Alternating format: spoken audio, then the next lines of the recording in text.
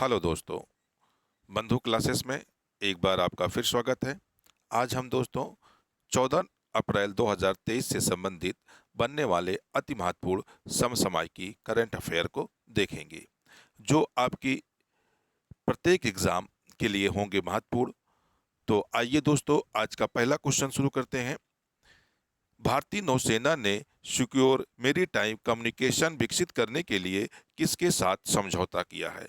आपके सामने विकल्प है: A Tata tele communication, B Raman research institute, C DRDO, D C DAC. तो आपका सही उत्तर हो जाएगा बी, यानी रमन रिसर्च इंस्टीट्यूट। हाल ही में हाल ही में सिक्योर मेरीटाइम कम्युनिकेशन विकसित करने के लिए भारतीय नौसेना ने रमन रिसर्च इंस्टीट्यूट के साथ एक समझौता किया है। आइए दोस्तों, इससे रिलेटेड कुछ अनफैक्ट देखते हैं। भारतीय नौसेना ने सिक्योर मेरीटाइम कम्युनिकेशन विकसित करने के लिए रमन रिसर्च इंस्टीट्यूट यानी आरआरआई के साथ एक समझौता किया है। आरआरआई विज्ञान और प्रौद्योगिकी विभाग डीएसटी के तहत एक स्वायत्त संस्थान है। इस मेरीटाइम कम्युनिकेशन के डेवलपमेंट में क्वांटम प्रौद्योगिकी का उपयोग किया जाएगा। यानी जो ये मेरीटाइम कम्युनिकेशन विकसित किया जाएगा, इसमें किस किस टेक्नोलॉजी का इस्तेमाल किया जाएगा? क्वांटम टेक्नोलॉजी का इसमें इस्तेमाल किया जाएगा। रमन रिसर्च इंस्टीट्यूट भारत के बेंगलोर में वैज्ञानिक अनुसंधान है। यानी जो रमन रिसर्च इंस्टीट्यूट है, यह भारत के कर्नाटक का शहर बेंगलोर में स्थित एक वैज्ञानिक अनुसंधान संस्थान है। आगे इसकी स्थापना जो सीवी रमन ने 1948 में की थी। यानी पूर्व भारतीय वैज्ञानिक सीवी रमन द्वारा इसकी स्थापना 1948 में की गई थी। ये भी अब भारत की तरफ से सीवी रमन एक वैज्ञानिक हैं जिन्हें नोबेल पुरस्कार भी मिला था। यानी सीवी रमन को नोबेल पुरस्कार भी मिला था और सीवी रमन द्वारा इस संस्थान की स्थापना 1948 में की गई थी। आइए अगला क्वेश्चन देखते हैं। ट्रांसजेंडर समुदाय को किस राज्य सरकार ने हाल ही में ओबीसी का दर्जा दिया है? आपके सामने विकल्प ए है उत्तर प्रदेश, बी है मध्य प्रदेश, सी है बिहार या डी है असम। तो आपका सही उत्तर हो जाएगा बी, यानी मध्य प्रदेश। मध्य प्रदेश सरकार द्वारा हाल ही में ट्रांसजेंडरों को ओबीसी समुदाय का दर्जा दे दिया गया है।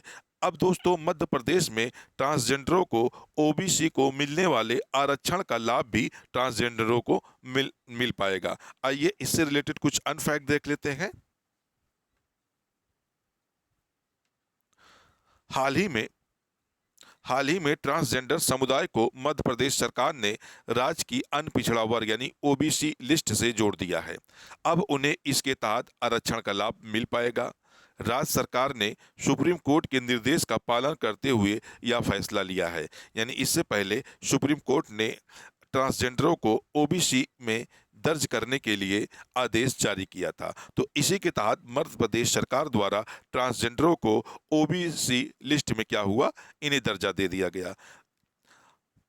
इसमें ट्रांसजेंडर समुदाय को राज्य सरकार की भर्तियों में आरक्षण का लाभ मिल पाएगा। यानी अब मध्य प्रदेश में जो ट्रांसजेंडर होंगे, उन्हें ओबीसी के तहत मिलने वाले सारे आरक्षण का फायदा अब ट्रांसजेंडरों को भी मिलेगा।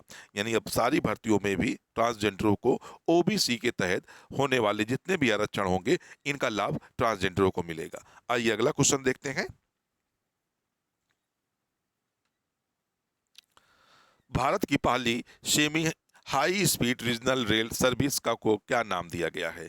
आपके सामने विकल्प ए है NCR mail, B rapid X, C Rapido fast, D NCR X. तो आपका सही उत्तर हो जाएगा बी, यानी रैपिड एक्स। हाल ही में जो भारत की पहली semi high speed regional rail service होगी, उसको रैपिड एक्स नाम दिया गया है। आइए इससे रिलेटेड कुछ अनफैक्ट देखते हैं। भारत की पहली semi high speed regional rail service को रैपिड एक्स नाम दिया गया है। सबसे पहले दोस्तों ये जानते हैं कि यह भारत की पहली semi high speed regional rail होगी। अगर ये भी आपसे क्वेश्चन पूछ लेता है कि भारत की पहली semi high speed regional train कौन सी है, तो उसका क्या नाम होगा? Rapid x. रैपिड एक्स जो है भारत की पहली semi high speed regional train होगी। इसका संचालन राजधानी दिल्ली क्षेत्र परिवहन निगम द्वारा किया जाएगा। यानी इसका जो सर्विस दी जाएगी वह राजधानी क्षेत्र परिवहन निगम द्वारा किया जाएगा, न कि रेलवे द्वारा किया जाएगा। ये train regional rapid transit system corridor पर चलेगी जो राजधानी क्षेत्र के प्रमुख शहरों को जोड़ेगी। यानी यह राजधानी के आसपास ही चलेगी, उससे लगे वाले शहरों के मध्य ही ये ट्रेन चलाई जाएगी, जोड़ेगी, जैसे दिल्ली, गाजियाबाद, मेरठ, आरआरटीएस गलियारे पर। इस सर्विस से यात्रा समय की बचत होगी। यानी जो मेरठ का कॉरिडोर है, इस ट्रेन के चलने से दोस्तों क्या होगा, यात्रियों को जो समय ज़्यादा लगता था उसमें कुछ न कुछ कमी आएगी। इस कॉरिडोर पर 17 किलोमीटर लंबे शाहीबाबाद दुहाई खंड पर 2023 में ट्रेन संचालित करने की उम्मीद है। यानी ये ट्रेन जो है 17 किलोमीटर शाहीबाबाद दुहाई खंड पर वर्ष 2023 में संचालित की जाएगी। यानी ट्रेन अभी इसी वर्ष में संचालित करने की दिल्ली सरकार मतलब केंद्र सरकार की योजना है। आइए अगला क्वेश्चन देखते हैं दोस्तों।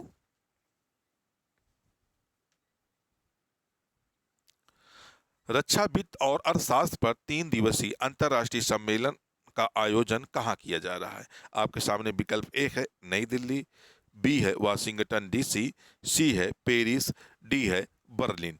तो आपका सही उत्तर हो जाएगा ए, नई दिल्ली में। यानी हाल ही में रक्षा मंत्री राजनाथ सिंह द्वारा रक्षा वित्त और अर्थशास्त्र पर 3 दिवसीय अंतर्राष्ट्रीय सम्मेलन का नई दिल्ली में आयोजन किया जा रहा है।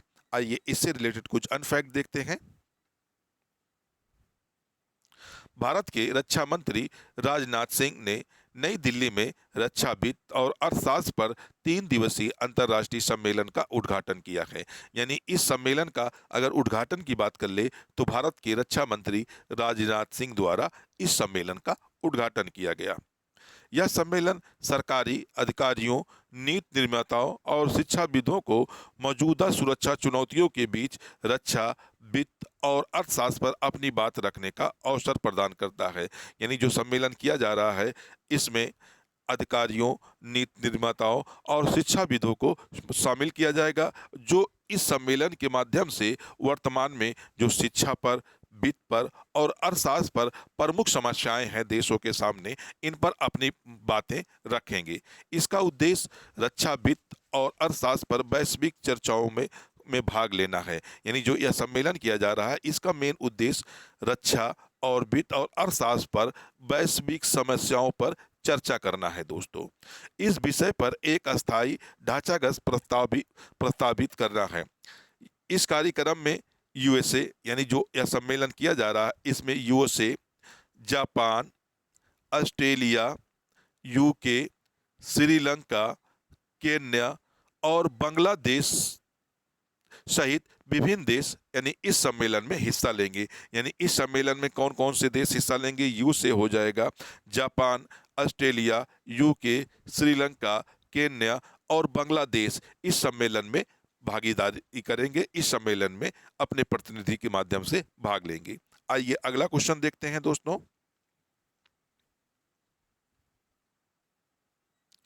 किस राज्य सरकार ने ऑनलाइन गैम्बलिंग मतलब होता है जुए पर प्रतिबंध लगाने वाला विधेयक पास किया है? आपके सामने विकल्प एक है उत्तर प्रदेश, बी है बिहार, सी है तमिलनाडु, डी है गोवा। तो आपका सही उत्तर हो जाएगा सी, यानी तमिलनाडु। हाल ही में तमिलनाडु राज्य के राज्यपाल द्वारा ऑनलाइन गैम्बलिंग पर प्रतिबंध लगाने वाले विधेयक को मंजूरी दे दी गई है दोस्तों। तो आइए इससे रिलेटेड कुछ अनफैक्ट देखते हैं। तमिलनाडु के राज्यपाल आर.एन. रवि ने ऑनलाइन गैम्बलिंग यानी जुए पर प्रतिबंध लगाने वाले प्रस्ताव वाले विधेयक को मंजूरी दे दी है। यानी जो गैम्बलिंग आजकल बड़ी चर्चा में रहता है दोस्तों, इस पर भारत का पहला ऐसा राज्य है तमिलनाडु जिसने इस पर प्रतिबंध लगाने वाले विधेयक को लाया है और जिस पर हाल ही में आर.एन. रवि ने इसे मंजूर कर लिया है दोस्तों। इस विधेयक को मार्च में तमिलनाडु विधानसभा द्वारा दूसरी बार पारित किया गया है। यानी इस विधेयक को तमिलनाडु सरकार द्वारा इससे पहले भी लाई थी, जिससे राज्यपाल ने वापस कर दिया था। राज्यपाल ने 6 मार्च को विधेयक को यह कहते हुए वापस कर दिया था कि यह संविधान के विरुद्ध है और अदालतों के फैसले के खिलाफ है। यानी पहली बार तमिलनाडु के राज्यपाल द्वारा यह कहा गया था कि यह संवैधानिक विधेयक नहीं है।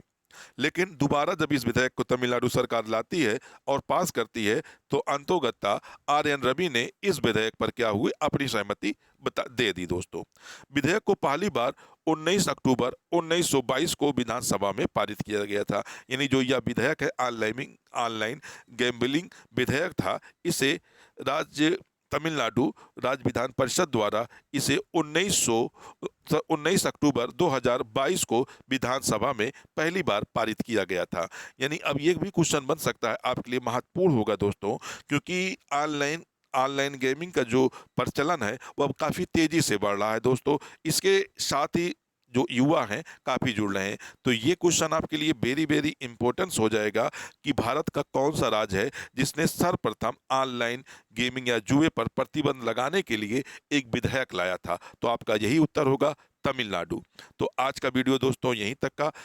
आपको हमारा वीडियो कैसा लगा आप हमें कमेंट बॉक्स में ज़रूर बताएं दोस्तों। आप हमारे इस करंट अफेयर की वीडियो को पूरा वॉच करें दोस्तों, क्योंकि ये आपके लिए बहुत ही उपयोगी प्रश्न हैं जो आपकी विभिन्न प्रतियोगी परीक्षाओं में आने की प्रबल संभावनाएं होते हैं। तो दोस्तों फिर इसी के साथ कल मिलते हैं कुछ नए विशेषज्ञों के साथ, आपके लिए कुछ अति महत्वपूर्ण नए करंट अफेयर लेके आएंगे।